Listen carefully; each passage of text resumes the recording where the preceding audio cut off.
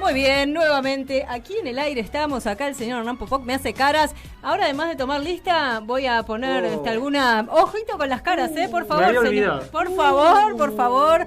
Pero bueno, vamos a lo importante, al día de la fecha, al Día de la Mujer. Hemos invitado a la señora Susana Mabel Alonso, a quien le damos nuevamente la bienvenida. Hola, Susi, ¿cómo estás? Gracias, encantada, chocha de estar en un estudio de radio. Amo la radio. Me imagino, aparte con tu trayectoria habrás estado más de una oportunidad en la radio, en los medios, que ya nos vas a contar. Hoy un poco la idea de la invitación, le cuento a nuestros oyentes, era justamente convocarla a Susana porque ella comenzó su carrera periodística en Telam, nada más y nada menos, y todos sabemos de la problemática que está atravesando Telam, y bueno, me parece que sos una representante fidedigna para que nos cuentes qué fue Telam, cómo fue Telam y qué te pasa hoy cuando ves este desguace injustificado e ilógico ante la situación que estamos viviendo. Bueno, en principio, yo entré a Telam el 24 de junio de 1974 y este año se cumplen 50 años que yo entré como cronista raza y fue genial porque conocí cómo se maneja lo que llamábamos en ese entonces la madre de las noticias, que era la agencia, que es la que incluso hoy sigue proveyendo la información a las radios, a las agencias del interior del país, a la tele y a todos los medios. Y fue una época de aprendizaje maravillosa, porque yo siempre digo que aprendí mirando cómo escribían, cómo le pegaban a las teclas en la Remington, algunos genios del periodismo y de la literatura, que hacían un cable de 200 líneas así de memoria y sabían todo, bueno. Y eso me enseñó lo que era el periodismo de verdad, ¿no? Que no lo veo con mucha frecuencia ahora, quedan algunos rastros. Y en aquel momento era un oficio el periodismo. Claro, ¿no? Yo siempre Además dije que lo mío no era una profesión, bueno, yo milité en el sindicato, sino un oficio. Yo siento que lo mío fue un oficio, no una profesión. Y bueno, todo esto fue un aprendizaje maravilloso, me mandaron a hacer programas de radio que yo los escribiera y los compaginara para países limítrofes. Así que después de haber hecho la agenda y un montón de esas cosas que te mandan al principio, ¿viste? Como el Che pide, hacía los programas, uno de rock, uno de tango y otro de generalidades, no me acuerdo, los grababa y se vendían a Paraguay, a Uruguay, a todos los países limítrofes. De pronto eso hizo boom y estalló el 24 de marzo del 76, con listas negras que aparecían en la vereda, o sea, en la pared del lado de afuera de Telam, y había compañeros que directamente... Estaban articulados por lo que nos contaba fuera del aire. O sea, si estabas en el artículo 3 significaba una cosa, si estabas en el 1 significaba otra. Contanos eso porque me resultó súper interesante, ¿no? Y nefasto, por supuesto. Sí, todavía deben estar algunos de los compañeros, bueno, no deben estar trabajando ya, de los que por el 1 directamente más vale que te fueras a Ezeiza, porque eras comunista. Y otros que los echaban, no sé por qué, porque era muy loco en la forma en que estaban, en que eso se regulaba. Yo pensé que a mí me iban a echar porque era de las nuevas, no tenía acomodo con nadie, qué sé yo. Pero bueno, por una discusión que tuve con uno de los jefes, que de noticias sabía muy poco, fue una discusión personal. Y en lugar de echarme me mandó castigada, después me di cuenta que era castigada al Ministerio de Educación como cronista, como acreditada. Y fue algo terrible. Ahí, bueno, después conocí la gente del ministerio, que eran los empleados de prensa, que eran una gente maravillosa, pero que estaban aterrados. Claro, en una época, ¿no? En plena época militar.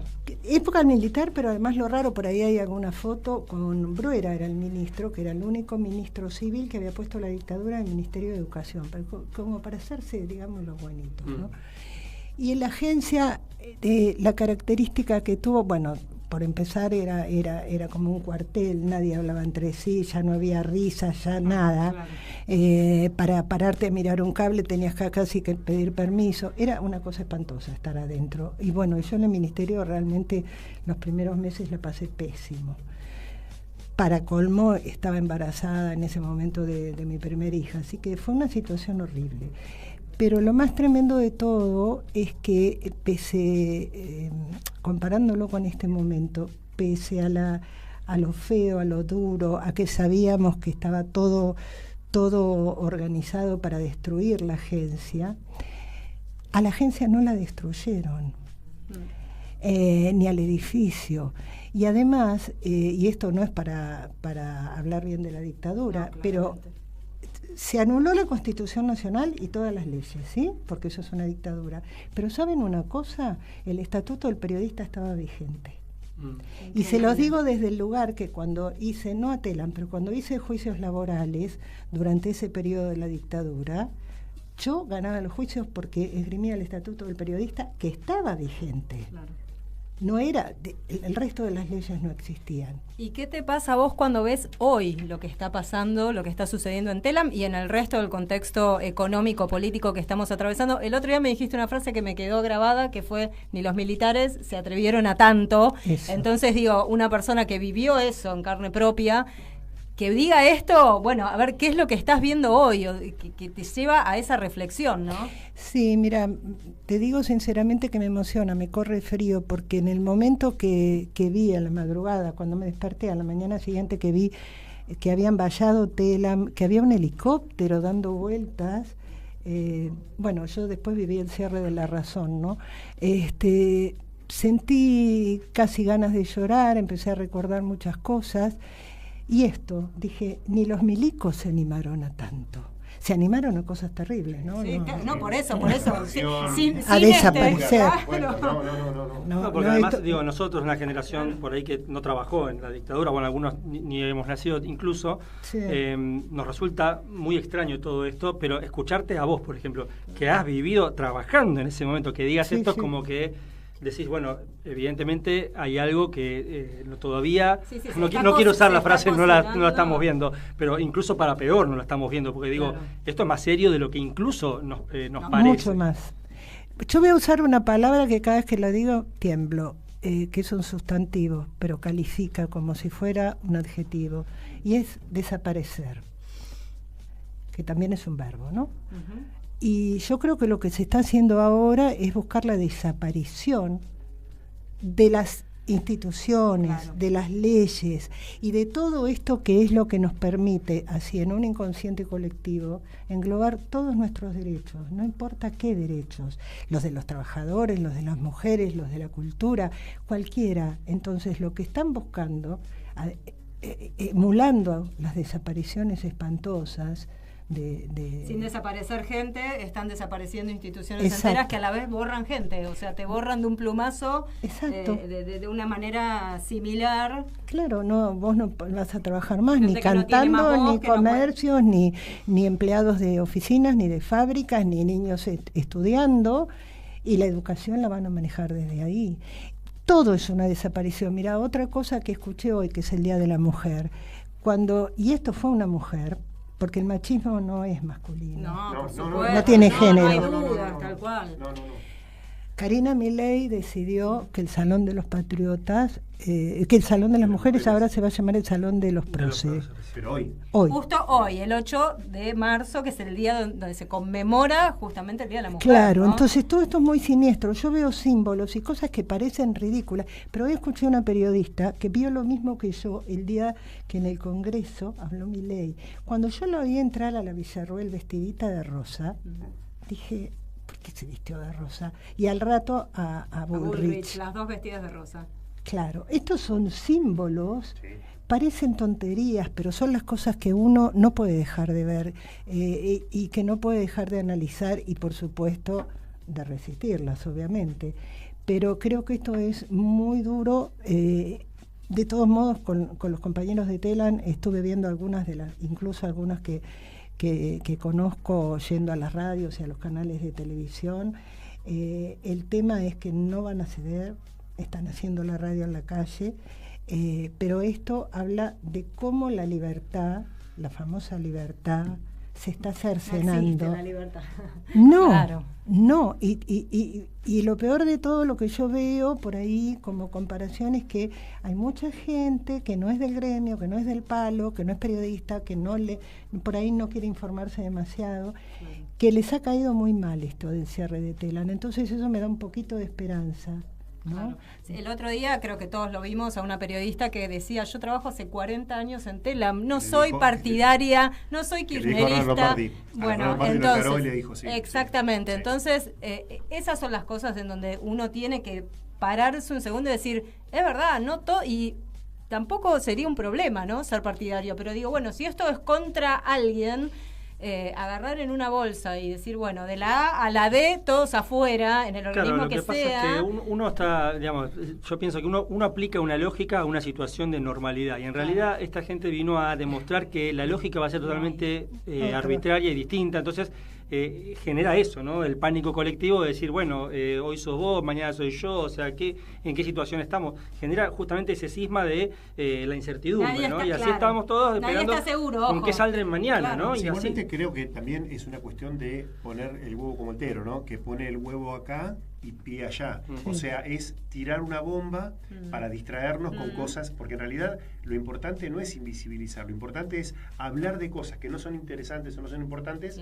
para tapar lo que realmente es lo que hablaba Ignacio Ramonet. Hoy la información buena se tapa con información berreta, con información que no nos hace... ¿A quién le interesa lo que opina Lemoine o otra gente que ha venido a bajar la vara? Porque yo lo que noto es eso, ¿no? Baja la vara. Totalmente. No, y también esto de instalar en el inconsciente colectivo que el Estado es un gran cúmulo de gente que no hace nada, entonces echen a todos, y la gente quiere que echen a todos, un sector de la sociedad que es el que apoyó este gobierno, y no es real tampoco, porque... Como decíamos antes, esta periodista de hace 40 años trabaja, es una trabajadora. Ayer hablaba con una científica del CONICET que me decía lo mismo, están echando gente, están desfinanciando el CONICET, que tiene financiación externa, hay institutos que se dedican a hacer investigaciones. Sin investigación del Estado no hay ciencia posible, y esto tampoco se ve, se escucha, se rumorea, pero no se ve claramente. Entonces voy a esto, lo que decía de echemos de la A a la J, no importa quién caiga. Claro. Si laburabas o no laburabas, no importa, te vas, porque sobras. Y mucha gente apoyando esto también, ¿no? Sí, yo creo que la palabra kirchnerista en este momento es una excusa, porque se fomentó tanto el odio, porque antes, cuando no existía el kirchnerismo, existía el peronismo. Yo vengo de esa época, de los 70. Entonces éramos todos unos negros peronistas, que mejor que desapareciéramos. Incluidos los que no por ahí no militaban, no digo gente no importa, militara. No, porque vos estabas en una lista y te agarraban igual. Chao, y por ahí eras amigo de esa persona porque había sido vecino y nada que ver. Pero esto es el principio. Yo creo que si desaparece Telam, que estoy convencida que no, y que me voy a poner al lado de los compañeros y compañeras que están trabajando ahí como si trabajara yo, en este momento no lo estoy haciendo, pero abrazar este lugar porque esto es el huevo de la serpiente, ¿no? Sí. Esto tiene que ser un símbolo también, ¿no? El apoyo tiene que ser un símbolo de, bueno, esto vamos a resistirlo, de ninguna manera va a ocurrir, claro, en contrario, ¿no? Exactamente. Por eso hoy también hay una gran marcha, estábamos todos comentando que veníamos de la zona del Congreso, una gran marcha, una gran convocatoria, muchos organismos y organizaciones femeninas y organismos sociales convocando esta marcha, también para, bueno, vean esto, y si no nos escuchan tendremos que hacer más ruido, ¿no?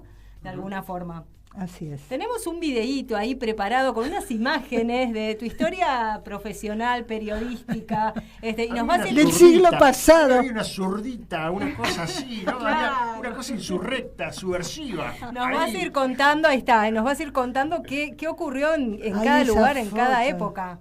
Este era un dirigente portuario. Esta era impresionante, fue la única mujer en ese momento. Claro, estás rodeada de hombres además. Sí, todos portuarios enojadísimos. Encima estaban enojados. Yo trabajaba en Crónica y estaban enojados con Crónica porque no sé qué era lo que no habían publicado. Esa era la época de Roberto García, ¿no? ¿Cómo? Era la época de Roberto García. Sí, de Héctor. De Héctor García. De Héctor García, sí. Y yo trabajaba en Quinta y a veces cerraba la Sexta también. Y lindo momento para estar ahí, ¿no? Sí. Me tocaron cosas bravas, sí. Vos siempre te buscaste una changuita fácil para hacer. Sí, hice policiales 3 años en Crónica.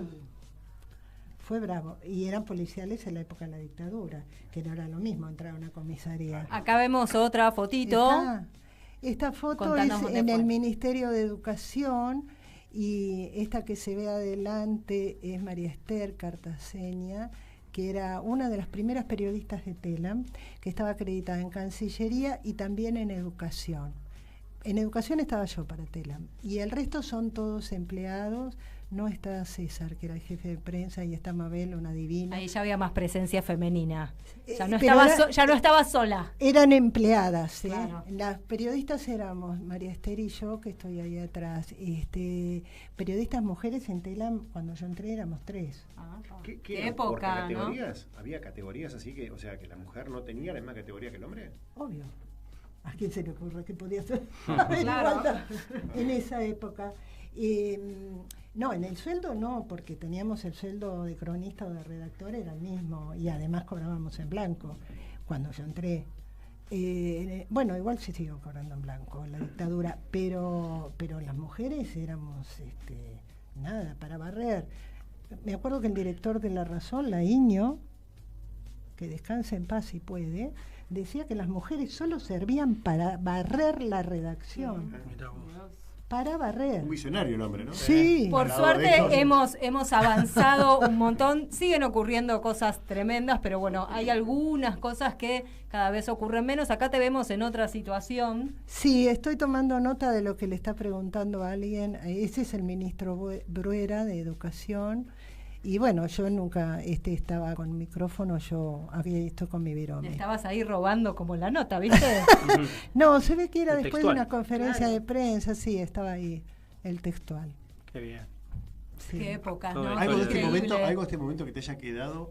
¿Alguna cosita así ves una foto y decís, me acuerdo puntual este diálogo o este momento que viviste, que dijiste, esto me quedó para siempre en la memoria? En el ministerio exactamente no. No, o una foto que te haya pasado Porque que... es muy duro, la entrada fue muy dura. fue muy dura. La que viene en un ratito nos va a contar que fue un día clave. Acá te vemos con una yoqueta. Bueno, Mujer esto fue en también. Crónica, y en Crónica, por suerte, yo pude entrar al suplemento femenino, que era una cosa rara que había inventado el negro Torres, Roberto Torres, un excelente autor teatral, escritor, bueno, un tipo muy lúcido. No machista, sino misógino, peor. Bueno. Bien. O sea, lo inventó para humillar Claro, a la mujer, digamos. De Feynman estaba a 2 cuadras, digamos. No sé por qué había ido a parar el negro ahí, pero era tan talentoso. Después dirigió una revista de policiales y me habían puesto a mí, sí, fue impresionante, pero después fuimos muy amigos con el negro, después venía a casa a comer. ¿Y aprendió algo o quedó ahí en su... con respecto a la misoginia? Ah, ok. No evolucionó. Nos peleábamos todo el tiempo. Oh, Y mirá acá, esa foto, esta mirá. es una foto histórica, nos contabas. Esta sí, ahí está Saúl Ubaldini a la izquierda. Esto fue el 1 de abril de 1982. El 30 de marzo se había hecho una manifestación, la Claro, primera, paro, ¿no? enorme, con un paro que habíamos ido. Yo en ese momento estaba en tiempo argentino y yo a la manifestación había ido como militante.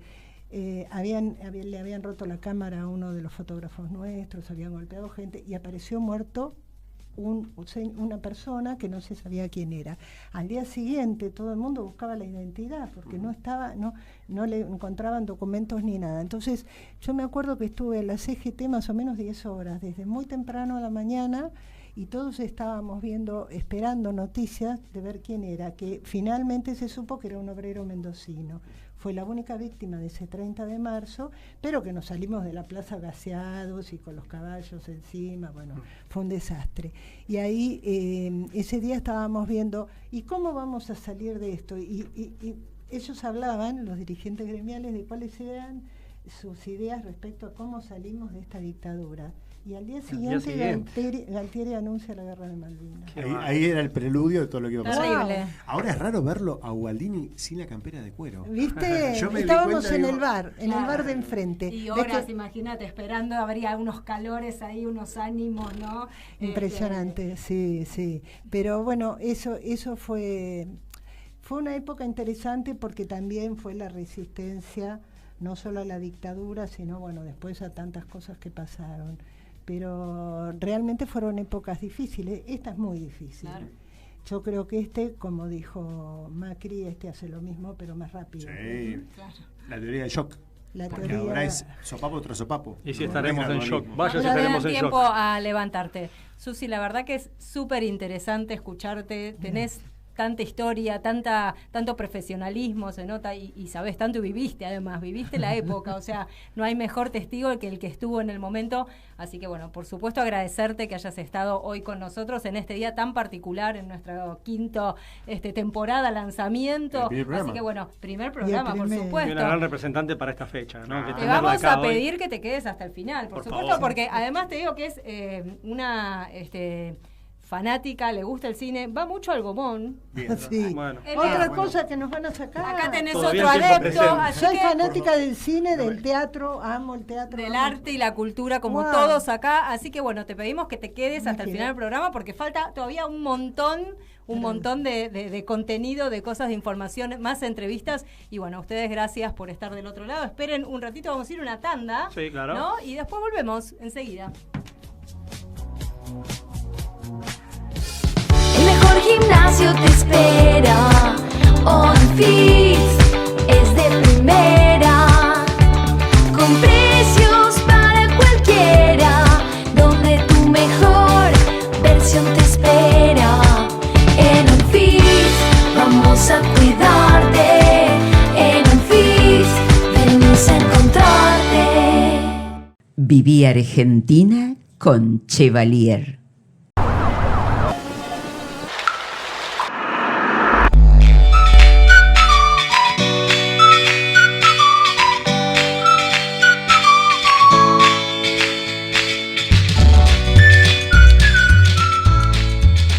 Chevalier, generando encuentros.